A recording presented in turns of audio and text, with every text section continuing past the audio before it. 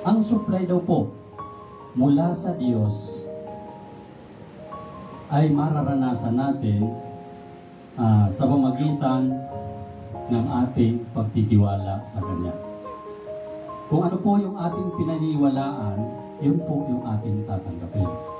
Kaya nga po napakalaga na magkaroon po tayo ng pananampalataya. Sabi dito, kapag kulang tayo sa pananampalataya, ang bintana ng kalangitan ay magsasara upang bumuhos ang pagpapala ng Diyos sa buhay natin.